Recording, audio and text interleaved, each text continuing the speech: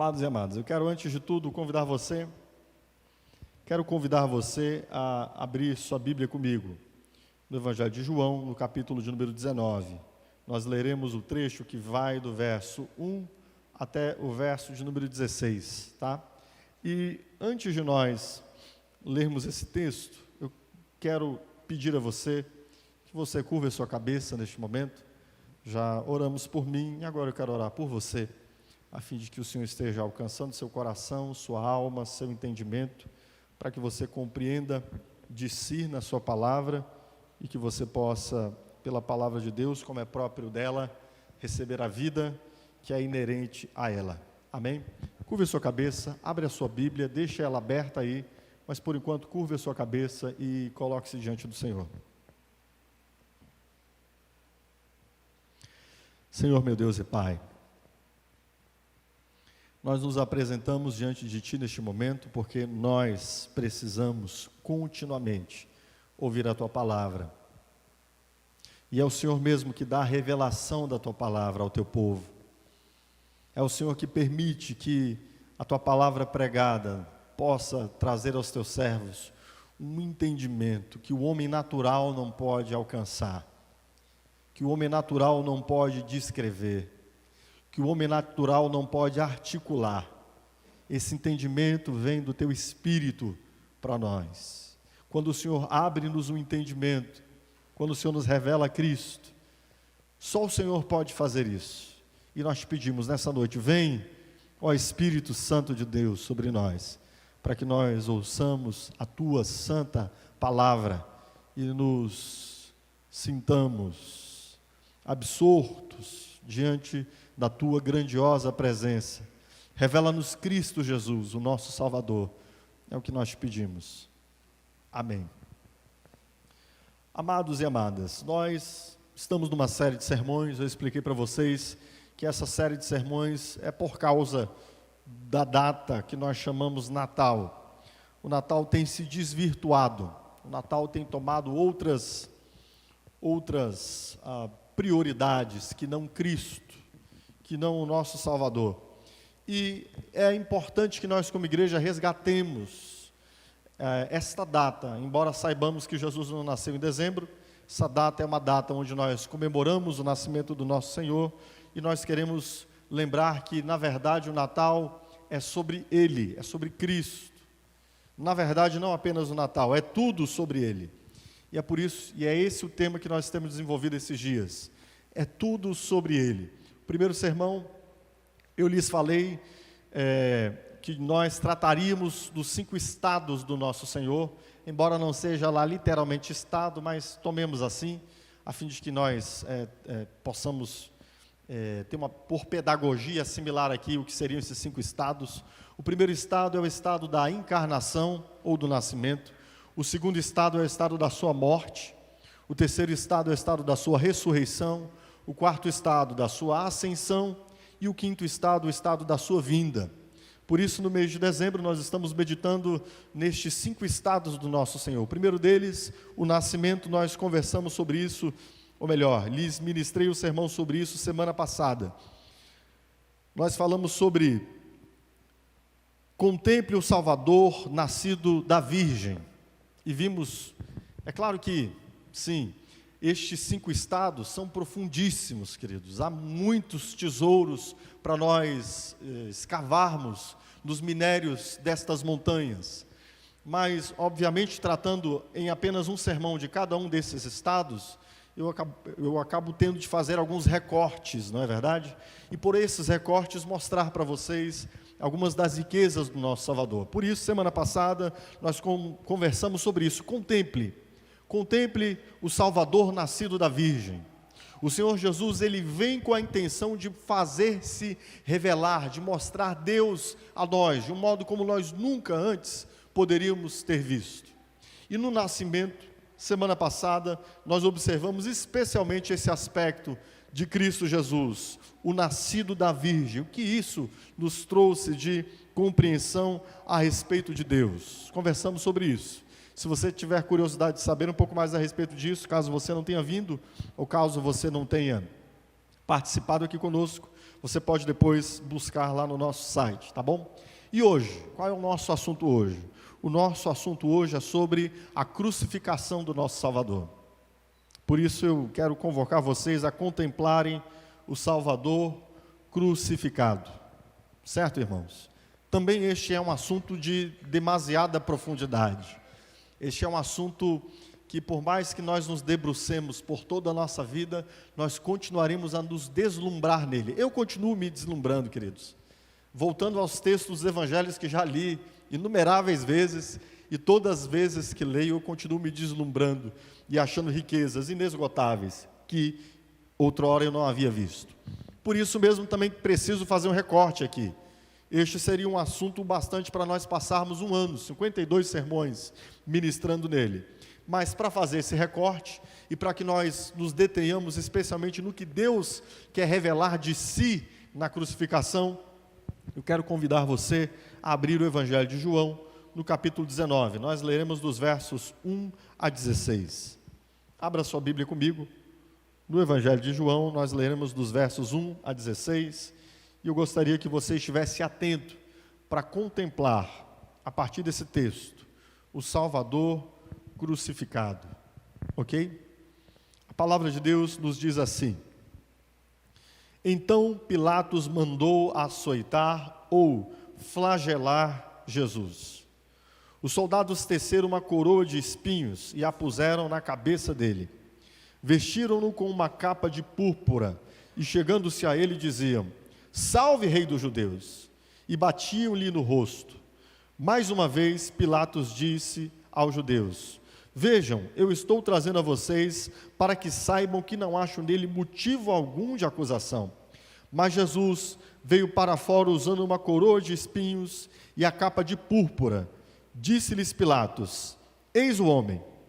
Ao vê-lo, os chefes dos sacerdotes e os guardas gritaram: Crucifica-o! Crucifica-o! Mas Pilatos respondeu: Levem-no vocês e crucifiquem-no. Quanto a mim, não encontro base para acusá-lo. Os judeus insistiram: Temos uma lei, e de acordo com essa lei, ele deve morrer porque se declarou filho de Deus. Ao ouvir isso, Pilatos ficou ainda mais amedrontado e voltou para dentro do palácio. Então perguntou a Jesus: De onde você vem? Mas Jesus não lhe deu resposta. Você se nega a falar a mim? Disse Pilatos. Não sabe que eu tenho autoridade para libertá-lo e para crucificá-lo? Jesus respondeu: Não terias autoridade sobre mim se esta não te fosse dada de cima. Por isso, aquele que me entregou a ti é culpado de pecado ainda maior. Daí em diante, Pilatos procurou libertar Jesus, mas os judeus gritavam: Se deixares este homem livre, não és amigo de César. Quem se diz rei se opõe a César. Ao ouvir isso, Pilatos trouxe Jesus para fora e sentou-se na cadeira de juiz, num lugar conhecido como pavimento de pedra, que em aramaico é Gabatá. Era o dia da preparação na semana da Páscoa, por volta do meio-dia. Eis o rei de vocês, disse Pilatos aos judeus. Mas eles gritaram: Mata! Mata! Crucifica-o! Devo crucificar o rei de vocês? Perguntou Pilatos. Não temos rei, senão César, responderam os chefes dos sacerdotes. Finalmente Pilatos o entregou a eles para ser crucificado. Queridos, a crucificação é notório quando nós abrimos o Novo Testamento. Ela é o ápice, ela é o clímax, ela é o ponto mais alto dos evangelhos. A crucificação, ela é a razão pela qual Jesus Cristo veio ao mundo. O Senhor Jesus disse, no Evangelho de João está registrado, alguns momentos antes de ele ser crucificado, quando ele já sabia que seria crucificado, que ele havia vindo para aquela hora. Tudo que o Senhor Jesus fez, desde do início do seu ministério, e inclusive antes do seu ministério, desde o nascimento de Jesus, todas as coisas que aconteceram são preparatórias, são preparativos para o clímax da sua vinda aqui. Ele veio para ser crucificado. Esse foi o motivo da sua vinda ao mundo. Alguns momentos antes de ser crucificado, o Senhor Jesus faz uma encenação com os seus discípulos, na ceia com os seus discípulos, e nessa encenação ele diz: este pão é o meu corpo que é partido em lugar do corpo de vocês. Este cálice é o meu sangue que é derramado no lugar do sangue de vocês. O Senhor Jesus está sinalizando por aquela encenação na qual ele institui a ceia, que a razão da sua vinda era o seu corpo ser partido, o seu sangue ser derramado em lugar dos seus discípulos. Mas em que sentido o Senhor Jesus está dizendo em vosso lugar, em seu lugar? Para nós entendermos a crucificação, há um contexto que envolve Deus santo, há um Deus que envolve o homem pecador e o pecado.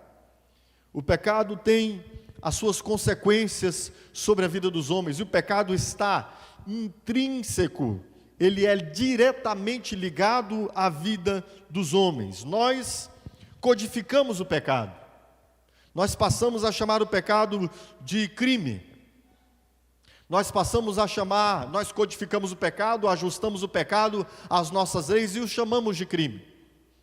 Nós também demos ao pecado um caráter de nossa convivência social e passamos a chamar o pecado de imoralidade.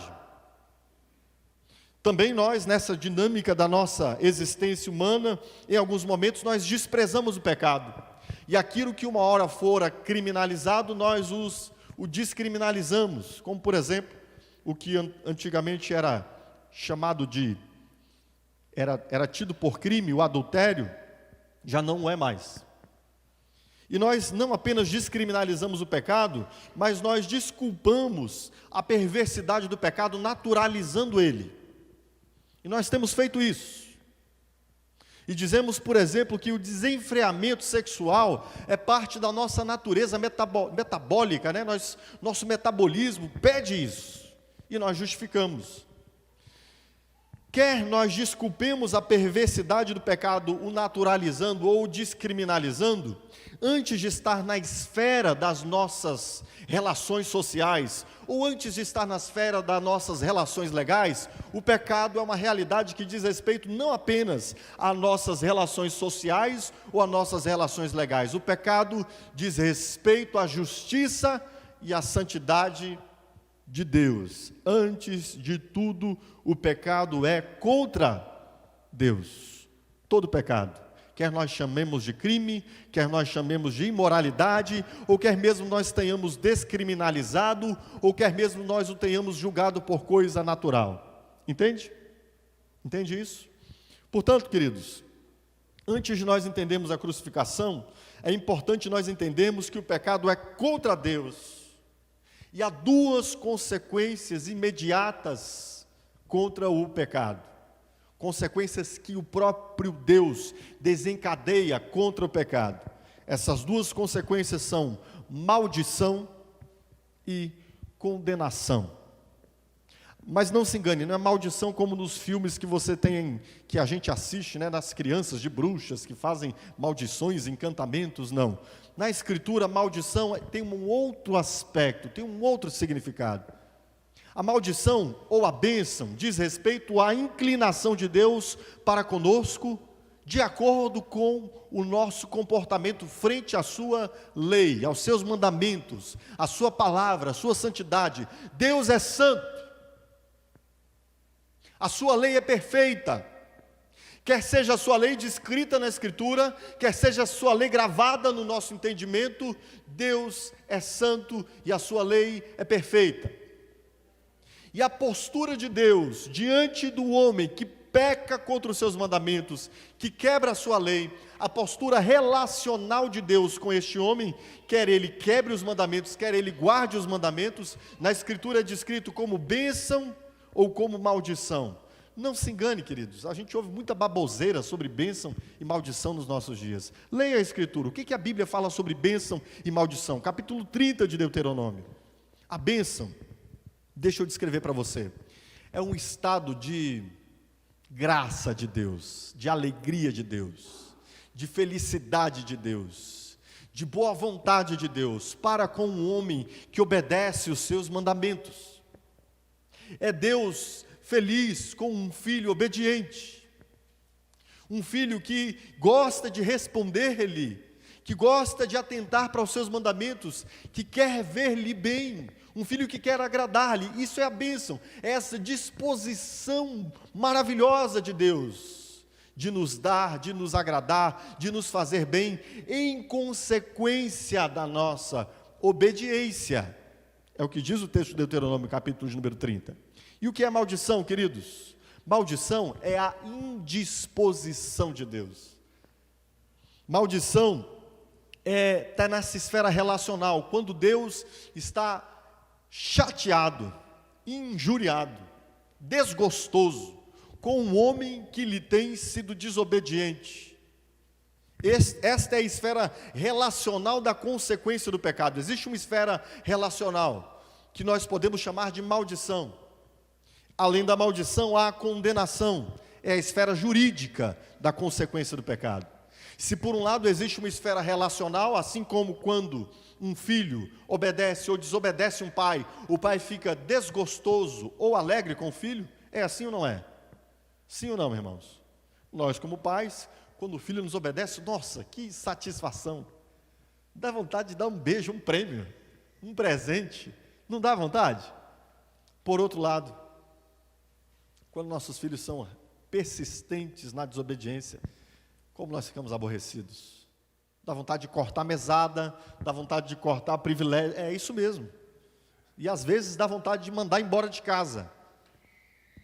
Sim, é nesse aspecto relacional que conhecemos a palavra bênção e maldição.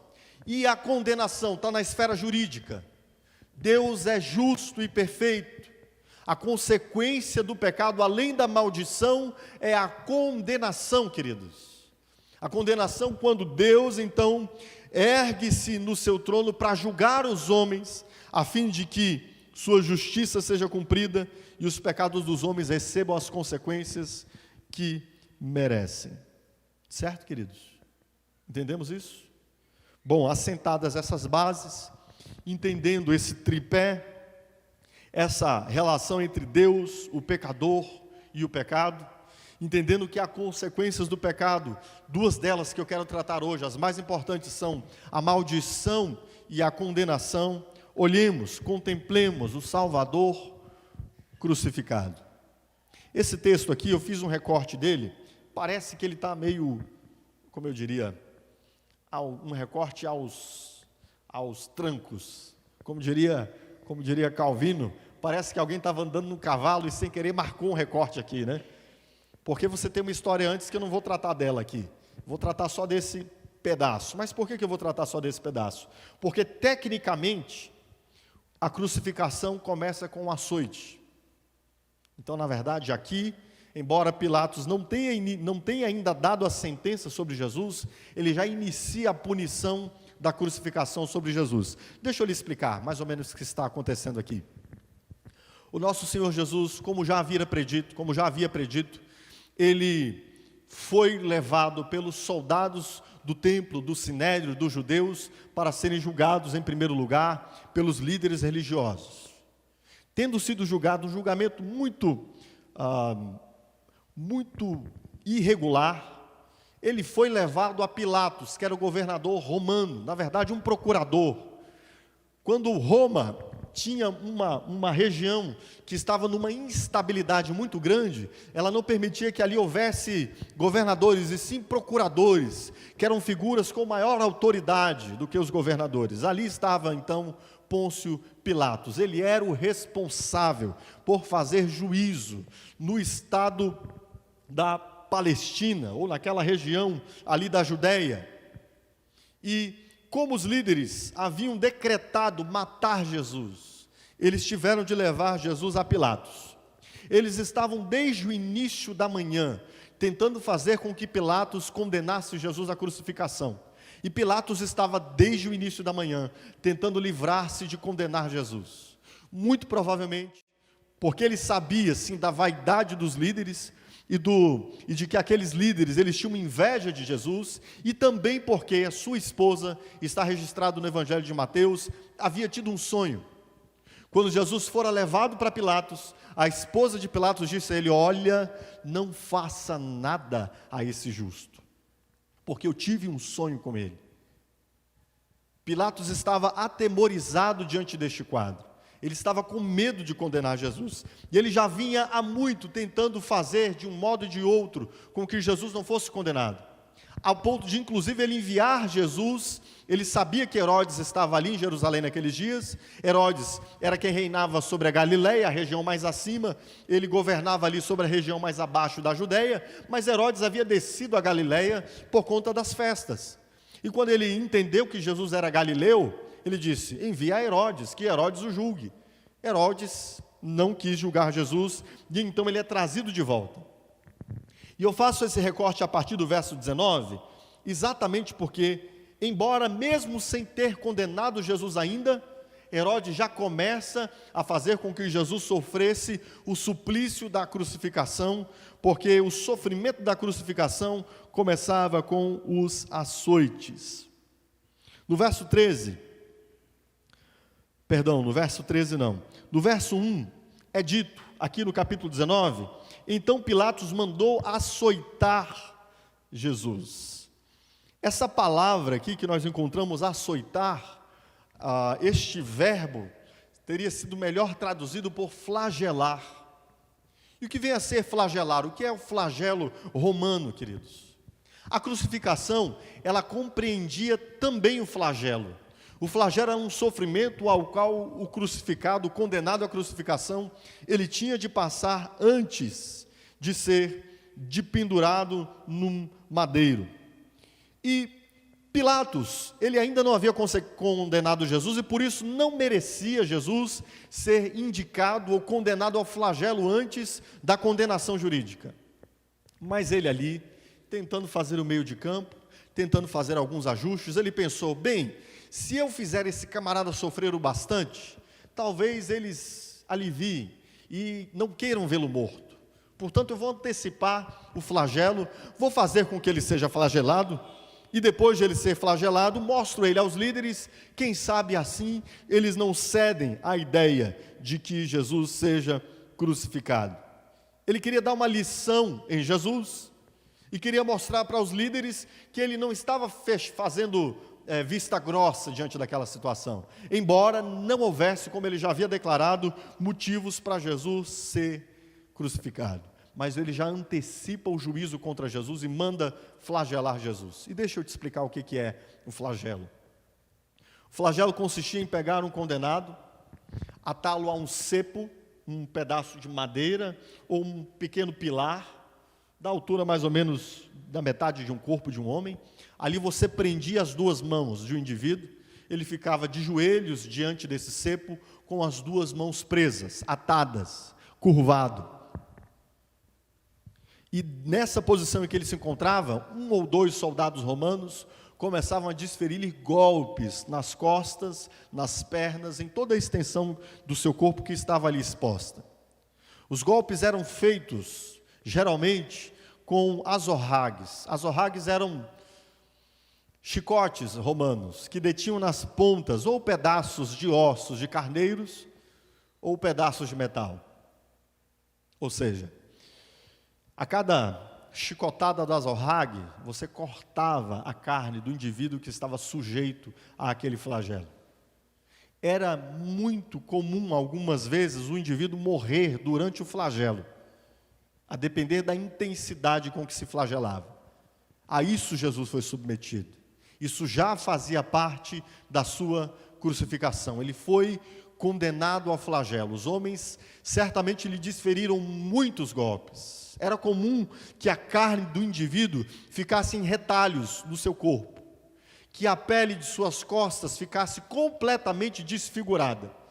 Era comum que se perdesse muito sangue.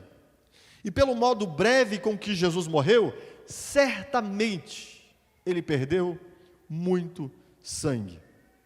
Eles ataram Jesus e desferiram sobre Jesus fortes golpes com seus chicotes, fazendo suas costas ficarem retalhadas, o seu sangue ser vertido em poças ao chão, e ele está completamente em um estado de humilhação e vergonha.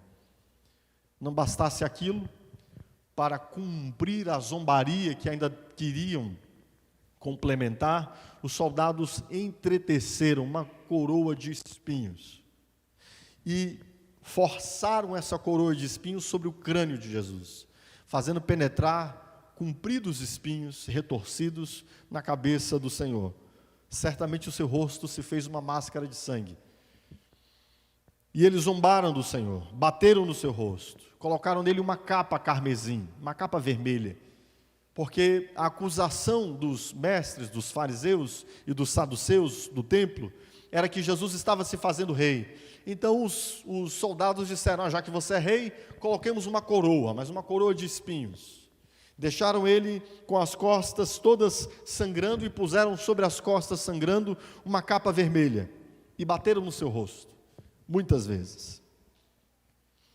Desse modo, Pilatos chama Jesus para frente dos mestres e dos líderes religiosos e diz, no verso de número 7, verso de número 8, diz: ao ouvir isso, Pilatos ficou ainda mais amedrontado e voltou para dentro do palácio. Então perguntou a Jesus: de onde você vem? Ele havia trazido Jesus diante dos mestres, e os mestres continuaram a dizer: crucifica-o, crucifica-o.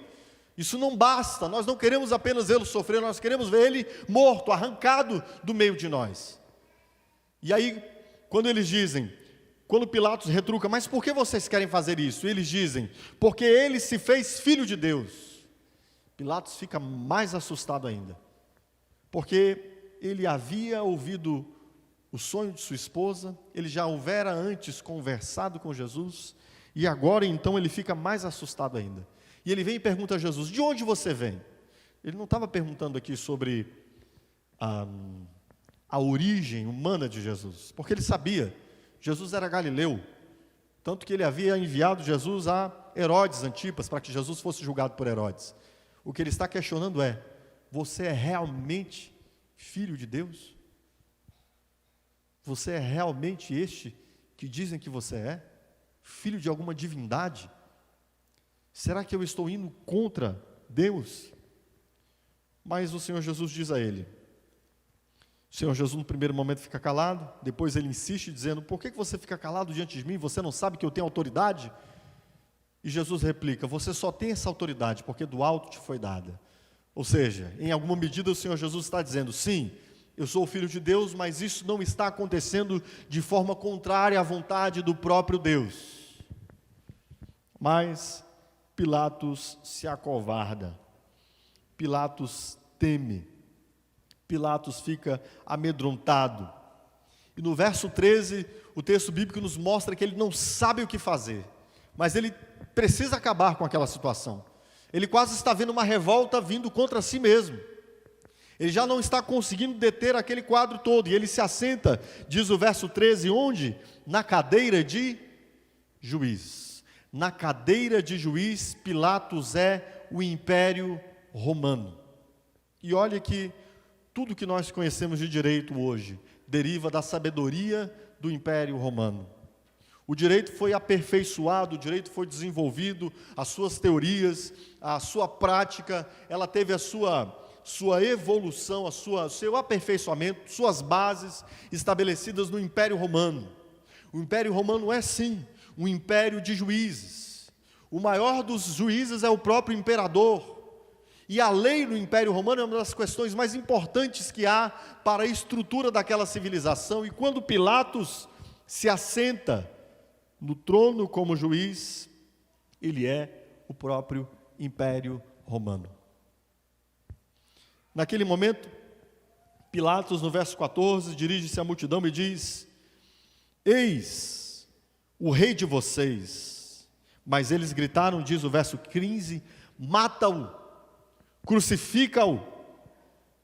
E ele responde: devo crucificar o rei de vocês? Perguntou Pilatos. Não temos rei, senão César, responderam os chefes dos sacerdotes. E o verso 16 diz: finalmente Pilatos o entregou para ser crucificado. O que isso significa, queridos? Jesus ser entregue para ser crucificado. Há duas implicações na crucificação, especialmente para Jesus como um judeu. Queridos, a morte de crucificação era uma morte terrível, a pior de todas. Um cidadão romano não poderia ser morto por crucificação.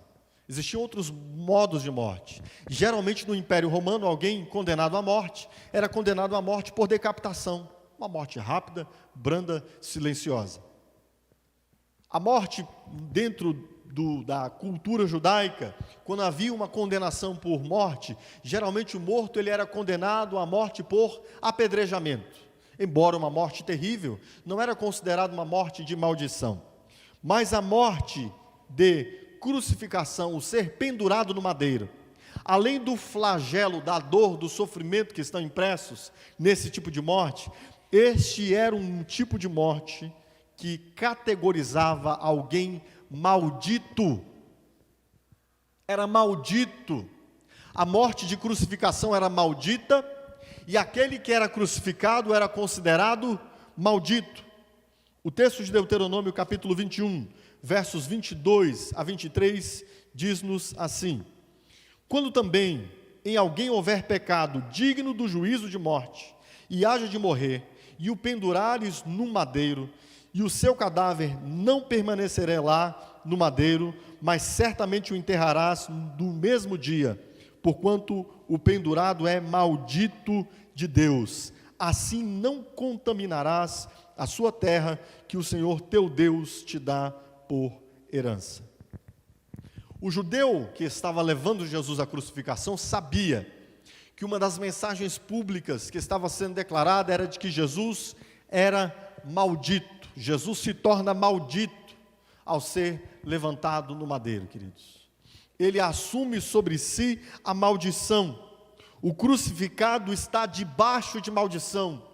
O crucificado, ele está debaixo do desagrado de Deus, do desgosto de Deus, distante da alegria de Deus.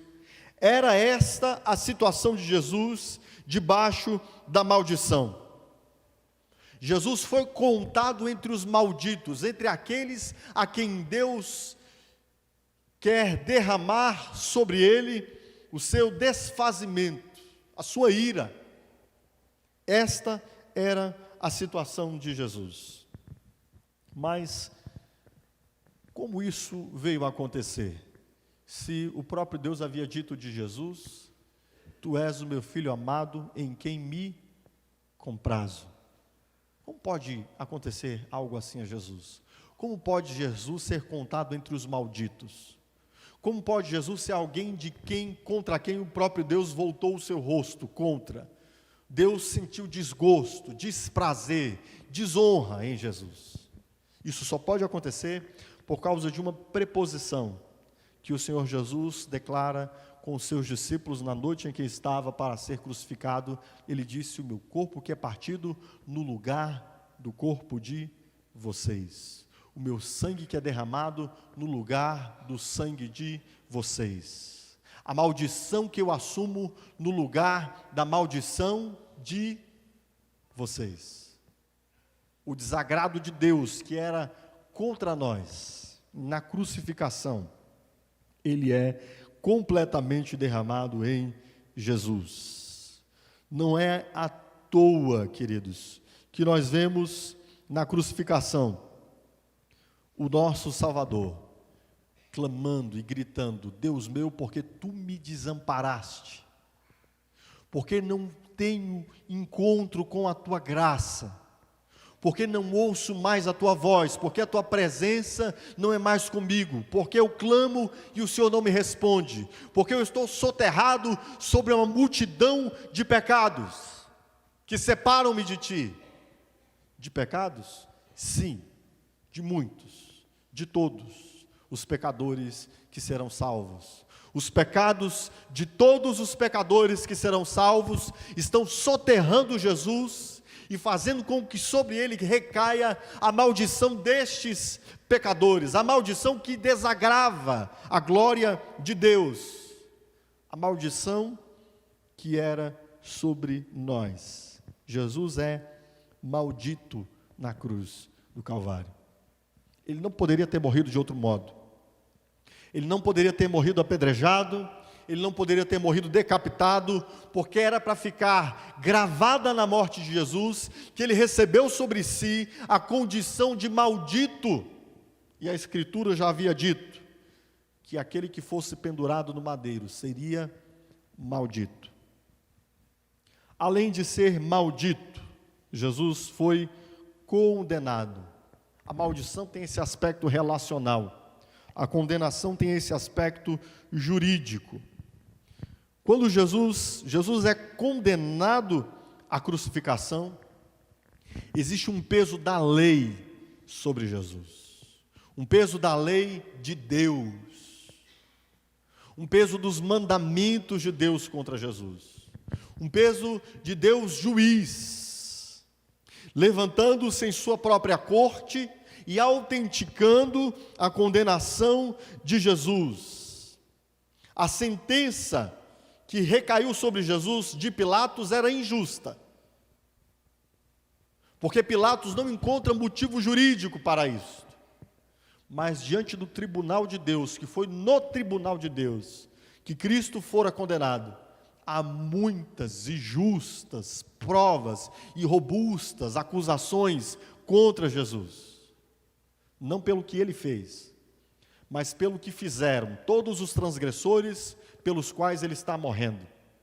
Cada um dos crimes que nós cometemos, cada uma das imoralidades que nós pervertemos, cada uma das nossas ações que pudessem ser computadas diante da justa lei de Deus, estavam ali sendo, todas elas, a uma só, recaídas como uma carga de uma pesada montanha sobre Jesus. Ele foi condenado, ele recebe na cruz castigo, é juízo, Deus juiz.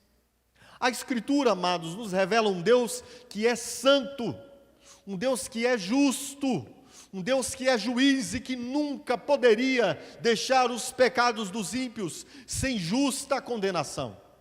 Você entende isso, irmãos? Deus não seria Deus se Ele perdoasse os homens. Você fala, mas pastor, a gente não recebe perdão de Deus? Perdão é uma linguagem para você se apropriar disso, irmão. É uma linguagem para você se apropriar. Porque, na verdade, Deus não nos perdoa, visto que o nosso pecado, ele é contado em Cristo. O nosso pecado recai sobre Cristo. A ideia de perdão como uma absolvição de dívida não existe na justiça de Deus, irmãos. Entende? A nossa dívida não foi como um papel que você rasga e diz não existe mais, como uma cédula que você queima e o pó sobe para a existência. A nossa dívida não foi como isto. O apóstolo Paulo diz que a inscrição da nossa dívida foi cravada na cruz do Calvário. Entende isso? Na crucificação de Cristo, nós vemos o que realmente aconteceu com os nossos pecados, queridos. Os nossos pecados não são coisa pequena, não são coisa diminuta, não são coisas desprezíveis, não é algo que a gente empurre para debaixo do tapete, não é algo que o tempo apague, meus irmãos. Os pecados nossos são tão graves que foi necessário que o Salvador recebesse no seu corpo um a um. Jesus é condenado. Isso quer dizer que foi levado em conta todos os pecados de cada um dos pecadores aos quais ele salvaria. O texto de Isaías no capítulo 53, verso 5, na porção lá do meados do versículo, ele vai dizer: o castigo que nos traz a paz estava sobre ele. A sentença do juízo. Quando a justiça é cumprida, queridos, quando o juiz se dá por satisfeito, quando a sua sentença é completamente cumprida naquele que deveria ser condenado, o que Jesus recebe de Pilatos? Condenação. O que Jesus recebe de Deus Pai? Condenação, queridos. A crucificação de Jesus é condenação. O crucificado está debaixo do juízo de Deus. A presença e a santidade de Deus se apresentam como luz que cega. Na crucificação, amados, a espada de Deus está desembainhada para fazer cumprir o seu juízo. Nós vemos na crucificação de Cristo Jesus, ele recebendo em seu corpo e em sua alma a ira do juízo de Deus. Entende isso?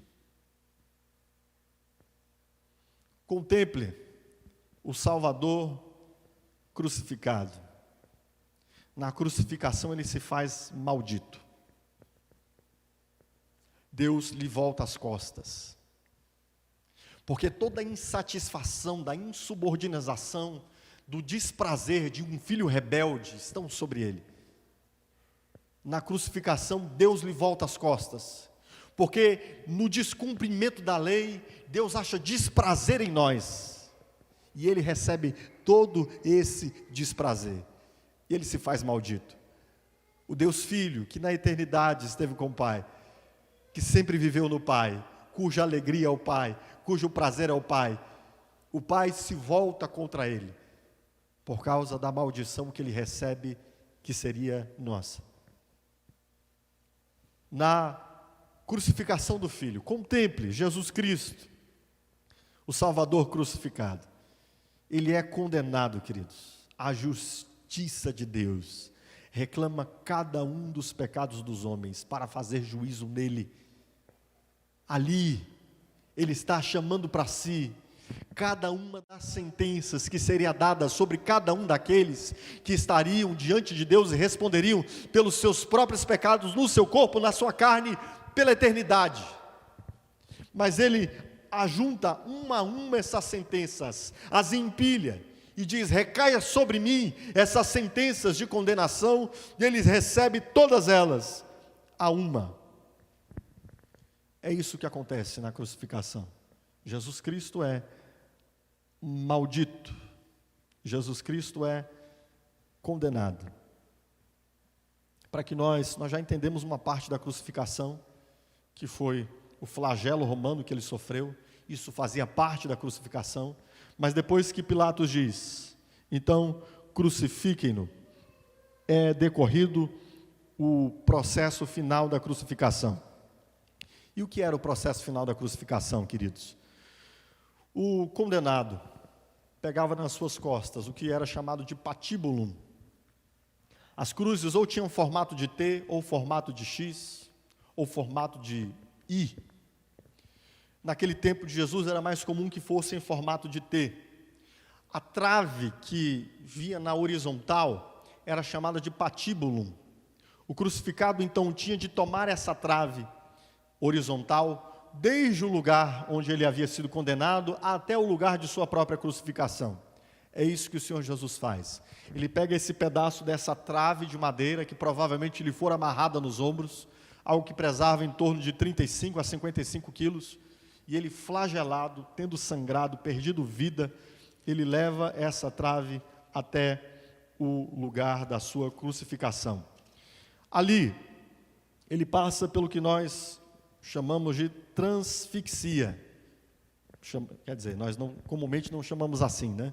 Mas o traspassamento das mãos de Jesus, o traspassamento dos pés de Jesus com os cravos, é chamado de transfixia. Tem um jornal norte-americano de medicina, um dos mais importantes do mundo, o Jornal da Associação Americana de Medicina. Ele, no ano de 1986, houve esse é um periódico científico, né? A gente chama de jornal, mas é um jornal científico. Houve um artigo nesse jornal, onde ele descreve como teria se dado a morte de Jesus e o sofrimento de Jesus na crucificação. Então, na transfixia, nós temos os cravos de aproximadamente de 15 a 18 centímetros de comprimento, de aproximadamente 1 centímetro de diâmetro, sendo traspassados nas mãos e nos pés de Jesus, muito provavelmente dos tornozelos de Jesus. Bem, para que eles faziam isso? Óbvio, além de infligir o sofrimento com o traspassamento, o traspassamento não se dava na mão, literalmente, geralmente se dava aqui. Os romanos, eles eram peritos na arte de assassinar. Se eles ferissem a mão se rasgaria. Mas se eles ferissem aqui no pulso, nós temos algumas estruturas que vão conseguir segurar o corpo através do traspassamento desse cravo. E aqui, bem aqui, nós temos uma das mais importantes terminações nervosas do nosso corpo. Ou seja, ou essa terminação nervosa, o nervo mediano, ou ele era traspassado, ou ele era cortado, com dores lancinantes. Só na transfixia, só no ato de traspassamento, ali, deitado no chão. A Bíblia nos diz que eles arrancaram de Jesus a túnica. O corpo de Jesus, lembre-se, estava lacerado, sangrando, machucado, pisado, e havia sido colocada aquela túnica sobre Jesus, e era meio-dia. Jesus veio com aquela túnica até o lugar da sua crucificação. A túnica certamente se apegou às costas. Retirar a túnica das costas seria como retirar um tecido de uma ferida aberta. Fizeram isso, traspassaram Jesus nos punhos, traspassaram Jesus nos pés, deixaram Jesus nu, porque o texto bíblico nos diz que eles repartiram as vestes de Jesus. E naquela posição em que Jesus estava, eles traspassavam os pés com a crueldade de provocar no indivíduo ele esforçar-se por manter-se em pé, forçando os pés traspassados.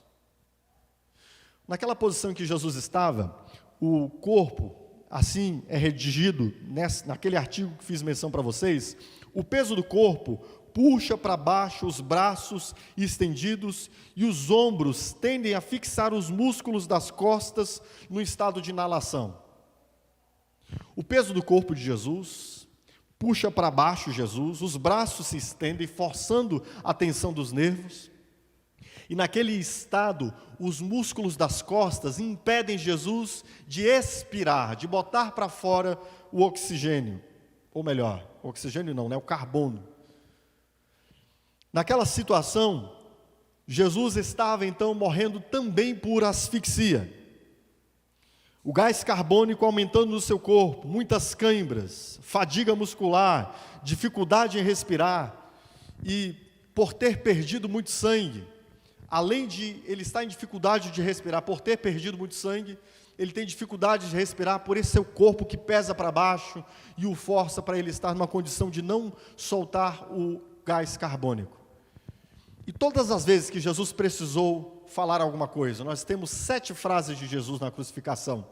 Ele teve de puxar, com a força dos braços, pelos tendões que estavam traspassados. Consegue entender isso? Os tendões? Você já sofreu uma lesão no tendão? Imagine o seu tendão traspassado. Imagine você tendo de puxar-se pelos seus próprios tendões. Ele tem de puxar pelos tendões, ele tem de forçar os pés traspassados para baixo, a fim de que ele pudesse puxar oxigênio e dizer algo. Cada frase de Jesus dita ali na cruz, queridos, é uma frase que envolve dores lancinantes. E uma dessas frases é: Deus meu, por que me desamparaste? Não bastasse Jesus estar sob maldição, não bastasse Jesus estar sob condenação, nós temos aqui o completo abandono de Deus Pai em relação a Deus Filho. Ele desligado de Deus Pai, sofrendo a pior das consequências do pecado, que é o completo banimento de Deus. O que é o inferno, queridos? O inferno é o completo banimento de Deus, a completa desesperança, o desgraçamento, um estado de estar completamente isolado da graça de Deus. É isso que Jesus está passando. Ele fora maldito, ele fora condenado pela justiça de Deus, e por isso ele está em desgraça, em banimento, afastado de Deus. Mas a última frase, segundo o Evangelho de João, pela qual, para declará-la, Jesus novamente puxa do seu corpo, com a força dos seus braços, sentindo a dor no nervo mediano, sentindo o seu corpo em terríveis assombros, ele puxa mais uma vez do seu corpo, e ele declara o quê? Qual é a última frase segundo o Evangelho de João?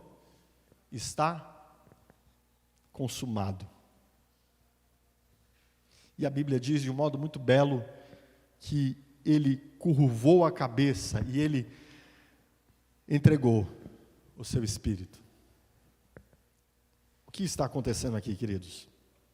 Ele absorveu toda maldição, toda ela. Ele absorveu toda a condenação, cada centavo da dívida. Entende? Cada centavo da dívida que nos levava à nossa condenação, ele absorveu toda ela. Ele foi completamente maldito. Ele foi completamente condenado. E ele disse ao fim: cumpri de forma absoluta, está acabado. Essa também era uma expressão que se usava no mundo comercial para falar de uma dívida completamente quitada. O verbo utilizado aqui por Jesus está completamente pago. Toda maldição, toda condenação. Sim, eu disse para você, contemple o seu Salvador crucificado. O que nós podemos ver, queridos, a partir da crucificação do Salvador Jesus Cristo? O que nos é revelado de Deus? Nos é revelada a justiça de Deus na crucificação, queridos. Não se engane. Nunca olhe para a cruz sem esquecer da justiça de Deus. Ali Deus é completamente justo, de modo que Deus julga perfeita e completamente os pecados daqueles por quem Jesus morreu. A todos quantos Jesus salvará. Ali Deus cumpre completamente a justiça contra esses, de modo que ele derrama perfeita, integralmente a sua ira contra o pecado. Na cruz de Cristo é revelada a justiça de Deus, de um modo absoluto. Na cruz de Cristo, Deus também revela o quê? O seu amor. A entrega do Filho, queridos. O Senhor Jesus vai dizer no capítulo 15, verso 13 do Evangelho de João: ninguém tem amor maior do que este, do que alguém dar a vida pelos seus amigos. A cruz é linda. A cruz, ela há uma só, revela a justiça de Deus. Um Deus justo, perfeito, santo, que não deixa o ímpio sem punição. Mas ao mesmo tempo, a cruz revela o quê? Um Deus que ama. Um Deus que ama, queridos. Você consegue entender o amor de um amigo que dá a sua vida pelos pecados dos seus amigos? Você consegue entender o amor de Deus Pai, que faz com que a sua própria ira recaia sobre o seu Filho amado, para que eu pudesse ser justificado, para que eu pudesse ser abençoado? Que amor é este, queridos? Que extravasa-se a ponto de Deus permitir-se, com lágrimas, infligir a morte do seu Filho amado por minha causa, queridos. Que amor é este que permite ao Filho descer dos céus e vir ao encontro do homem pecador para sofrer a terrível maldição do pecador e a terrível condenação do pecador? Que Deus, a cruz, nos revela um Deus justo, um Deus que ama e um Deus sábio. Que coisa linda é a cruz do Calvário, irmãos. Que sabedoria, que planos perfeitos, que desígnios insondáveis. O Senhor Deus já havia dito na Escritura Sagrada que o Cordeiro fora morto antes da fundação do mundo. Há algo que nós dizemos em teologia, que nós chamamos de pactum salutis, ou pacto da salvação. Há uma musiquinha que eu canto com a minha filha, para fazer ele aprender. A musiquinha diz assim: Deus para salvar aqueles que Ele escolheu na eternidade, fez acordo com Jesus. Cristo aqui viria, toda a lei cumprir e o seu sangue derramar. Cristo se fez homem para morrer no meu lugar. Ele era santo, justo e bom, mas pelos meus pecados Ele padeceu, e por isso agora eu tenho paz com Deus. Como Deus pode ser tão brilhante assim, irmãos, de num só ato declarar tanto a sua justiça quanto o seu amor, tanto a sua ira quanto a sua benignidade, e não deixar de ser um Deus justo, e nem deixar de ser um Deus que ama ao mesmo tempo. Profundidade das riquezas, da sabedoria e do conhecimento de Deus. Paulo ficou assombrado e disse: quão insondáveis são os seus caminhos, inescrutáveis são os seus juízos. Como Deus pode ser tão perfeito ao ponto de entretecer, desde antes da história, este plano perfeito, sabendo que nos criaria e que nós cairíamos, e ainda assim, na eternidade, Ele decidiu designar, descrever, elaborar um plano para a salvação do pecador, de um modo tal que na plenitude dos tempos, o seu Filho vem e revela como nunca antes, Deus justo, Deus de amor e Deus sábio. A sabedoria de Deus é revelada na cruz de Cristo, queridos. E qual é a consequência disso? Porque Jesus disse, hiper, em lugar de vós. A melhor tradução ali é essa que eu lhes descrevi. Geralmente nos nossos textos está assim, né? Este é meu corpo que é partido por vós. Este é meu sangue que é derramado por vós. A melhor tradução é, este é meu corpo que é partido no lugar do seu corpo. Recebo maldição. Eu recebo condenação no lugar da sua maldição e da sua condenação. E qual é a consequência disso? A bênção e a justificação. O que é a bênção, queridos? O que é a bênção? A bênção é esse estado da inclinação de Deus a nós, dizendo, sabe o que sobre nós? Eis o meu Filho amado, em quem eu tenho prazer. É claro que sim, filho. É claro que sim que eu estou do seu lado. É claro que sim que eu sou favorável a você. É claro que sim que todas as minhas coisas convergirão para o seu bem. Por quê? Porque você me respondeu perfeitamente. Você diz, Senhor, mas quando eu te respondi perfeitamente? Ele diz, olhe para a justiça de Jesus Cristo. Olhe para a obediência de Jesus Cristo. Olhe para a vida de Jesus Cristo. Porque a bênção de Deus está sobre nós, irmãos, por causa da obediência do Filho perfeito. Porque a justificação de Deus está sobre nós. Porque no tribunal de Deus nós não somos mais contados como transgressores. Por causa da perfeita vida de Cristo Jesus. Pela sua morte perfeita. Porque Ele morreu perfeitamente, assumiu perfeitamente a minha condenação, queridos. Por isso, no tribunal de Deus, Deus só pode olhar para mim e dizer, com certeza, justificado. O apóstolo Paulo nos diz em Romanos capítulo 5, tendo sido, não é que nós seremos justificados no tribunal de Deus, não, irmãos. A justificação é a sentença de Deus em juízo, declarando o homem justo. E o apóstolo Paulo diz que nós temos sido justificados por causa de Cristo Jesus. Entende isso? Qual é a consequência do Cristo crucificado? Ele se faz maldição para que eu seja abençoado. Ele recebe condenação para que eu seja justificado. E em tudo isso, Deus é justo e bom e sábio, acima de tudo.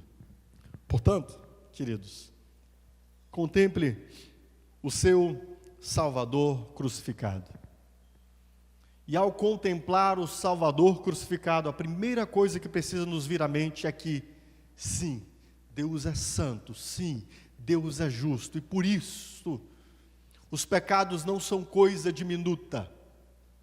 Viva de um modo a agradar a Deus, visto que os nossos pecados sobre o nosso Salvador foram de terrível condenação, de terrível maldição às suas consequências. Certo, irmãos? Não viva como se a graça fosse barata. Não viva como se a graça fosse sem preço. Não viva como se viver em Deus não custasse nada para Deus. Custou muito. Custou o preço da maldição e da condenação do seu próprio Filho. E qualquer um que foi salvo por Deus em Cristo, vive buscando viver uma vida que agrada a Deus, visto saber o preço que o Filho pagou. Entende isso, irmão? Você entende isso? Amém?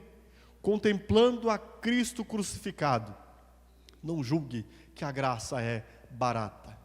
A graça é preciosa. A graça é preciosa. O Senhor Jesus nos salvou por graça, mas não uma graça que não lhe tenha custado nada, lhe custou tudo. E por isso devemos responder com alegria, dando-nos, vivendo de um modo agradável a Ele. Amém? Quando você, da próxima vez que você se sentir tentado, olhe para o crucificado, irmão. Olhe para Ele. Não tire seus olhos dele. Lembre-se dele. Lembre-se do que Ele viveu e sofreu por você. E busque viver uma vida que honre a Ele. Para isso Deus nos salvou. Para que nós vivamos uma vida que honre a Cristo. Não é o nosso assunto hoje, mas fique sabendo disso. Um dia nós vamos tratar disso. Portanto, contemplando o Salvador, considere isto em primeiro plano. Em segundo lugar, contemplando o Salvador crucificado, meu amado. Lembre-se que o seu estado anterior era de maldição. O seu estado anterior era de condenação. O Senhor Jesus diz que a ira de Deus permanece contra os filhos da desobediência, aqueles que ainda não creram, que não se voltaram para Deus em Cristo Jesus, que não se renderam a Ele como Salvador. Qual é o estado de Deus? Qual é a inclinação de Deus com esses homens, pastor? A palavra de Deus me diz, o Senhor Jesus diz, em João 3,17, e nos demais versos desse capítulo de João, logo após o Senhor Jesus dizer que Deus amou o mundo de tal maneira, que deu o seu Filho unigênito, para que todo aquele que nele crê não pereça, mas tenha vida eterna. Ele em seguida diz que contra aqueles que ainda não creram, a ira de Deus permanece. Portanto, meus amados, nós estávamos debaixo da ira de Deus, mas agora nós estamos debaixo do favor de Deus. Nós estávamos debaixo da maldição, agora nós estamos debaixo da bênção. E o que é a bênção? Essa inclinação de Deus favorável para conosco. Entende isso, queridos? Portanto, deixa eu te dizer uma coisa. Nós saímos do estado da ira para o estado dessa inclinação bondosa de Deus, do estado de maldição para o estado da bênção. Sabe como e quando? Quando Deus nos regenera em Cristo Jesus, quando nós nascemos de novo em Cristo Jesus, quando nós nos convertemos a Cristo Jesus. Portanto, meu querido, quando você estiver em uma circunstância onde haja alguma acusação contra você, quando a sua mente te acusar, sim, você deve sair de pronto desse estado de pecado e voltar-se para Deus. Mas deixa eu te dizer uma coisa: nenhuma condenação há para aqueles que estão em Cristo Jesus. O apóstolo João vai dizer que ainda que a nossa consciência nos acuse, maior é Deus. Percebe, irmãos? A nossa consciência, inclusive, também é falha. O que nos garante a bênção de Deus, o que nos garante sermos justificados em Deus, não somos nós, é Cristo. Essa inclinação favorável de Deus para conosco, não é por causa de nós, queridos, é por causa de Cristo. Portanto, viva assim, sempre, uma vida de inclinação e de temor a Deus. Mas quando você sofrer alguma acusação, aqueles que nasceram de novo não têm prazer no pecado. Aqueles que nasceram de novo, seu coração agora se inclina a Deus. Embora pequem e sejam pecadores, o seu coração se inclina a Deus. Portanto, não permita que nenhuma acusação recaia sobre você e o seu coração se entristeça. Sabe por quê? Ele recebeu toda maldição, ele recebeu toda condenação, certo? Volte-se para Deus em fé, em arrependimento, e creia na justiça de Cristo Jesus, amém? Contemple o Salvador crucificado, meu irmão. Contemple o seu Salvador crucificado e tenha segurança na sua salvação. Ele disse no final o quê? Está consumado, pago, completado, perfeito, pleno, cheio. Ele não disse, iniciei a sua salvação e a partir daqui você se vira. Eu recebi parte da maldição e o resto é com você. Um pouco da sua condenação está sobre mim, mas se você não ficar alerta, você vai receber o resto. Não, queridos, isso não é, o nosso Salvador não fez isso. Ele disse, está consumado, completamente consumado. Ele cumpriu tudo em si mesmo, toda a nossa salvação, desde o seu início, até o dia em que nós estivermos com o nosso Senhor. Sabe onde ela foi conquistada? Em um momento só, na cruz do Calvário. Eu não tenho nada para acrescentar à minha salvação.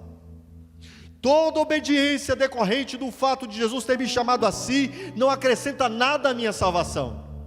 Pelo contrário, o Senhor me salvou para isso mesmo, para que eu andasse em obediência, mas nenhum dos atos de minha obediência acrescenta qualquer coisa na minha salvação. Sabe por quê? Porque Ele disse que Ele completou ela completamente, absolutamente, sem nenhum defeito, queridos. Sua obra é plena, Ele é perfeito, Ele a fez de modo absoluto. A sua salvação é para sempre, não é possível perdê-la. Por quê? Porque foi Ele que pagou, queridos. A dívida já foi paga completamente, amém? Portanto, amados, é tudo sobre Jesus. E a minha esperança é que nessa noite você tenha podido contemplar um pouco mais, uma perspectiva, um recorte de Jesus crucificado. Que isso conduza você, meu irmão, a uma vida de maior santificação. Que isso conduza você a uma vida de maior gratidão a Deus. Que isso conduza você a uma segurança maior no seu Salvador. E que você saia daqui hoje com decisões firmes diante daquilo que o Senhor fez por você. Amém?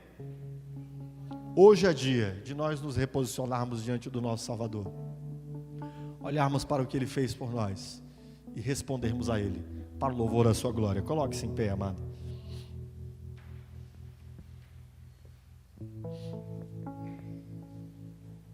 Feche seus olhos, eu quero orar por você.